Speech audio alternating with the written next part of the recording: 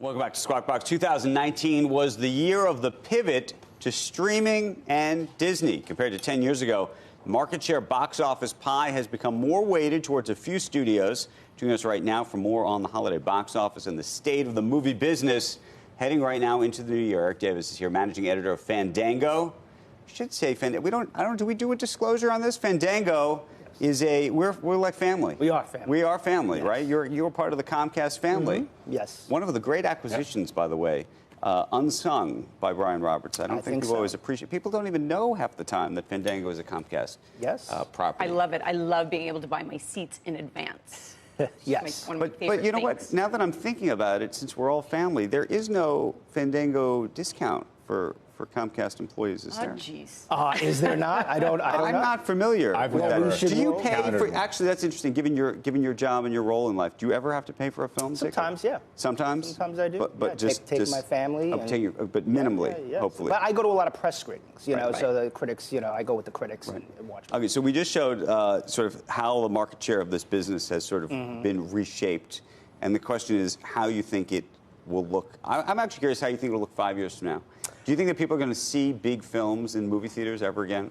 Oh, I think so. Yeah. I think 2020 is going to be a year that doesn't have as many sort of blockbusters, billion-dollar blockbusters. You have a couple, Bond, Wonder Woman, there's a Fast and Furious movie, but 2021, however, is stacked with all of these franchises and the Marvel and the DC. And so I really think a lot of people are going to be looking at your Marvel, your DC, your Star Wars, because I think those are the franchises that are the most successful right now. Those are the ones that are going to define. What is your take on Star Wars?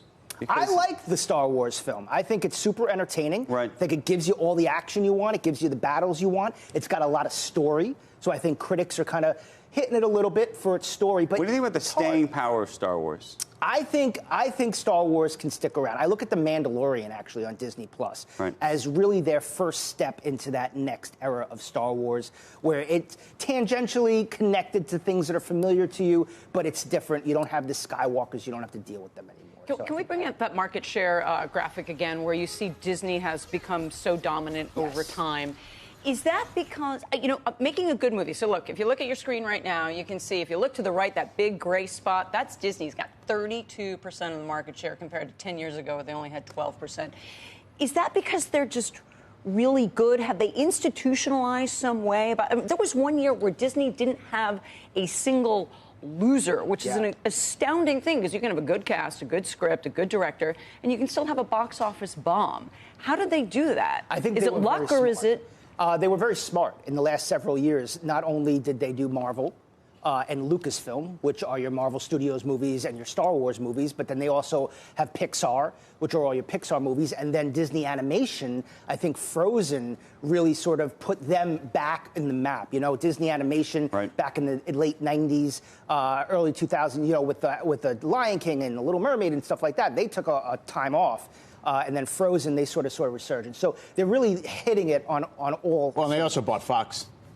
And now the market share has been agglomerated. Yes, with a lot of and we haven't really seen Fox sort of play a big role yet, because a lot of these films were already done and in the can, and they're rolling them out now. So I would say in a couple of years, we'll really start to see what Disney does with Fox. Okay, we got 20 seconds. If you had literally a weekend or two to watch a couple films, what are you recommending right now? My big one is 1917. I think you have to see it on a big screen. It's a fantastic World War I movie. Yep. I'm a New Yorker. I love Adam Sandler. I have to say Uncut Gems. I think awesome. I think it's awesome. But if you want to go with Mom, go see Little Women. I also think that's a fantastic film from Greta Gerwig with a great cast.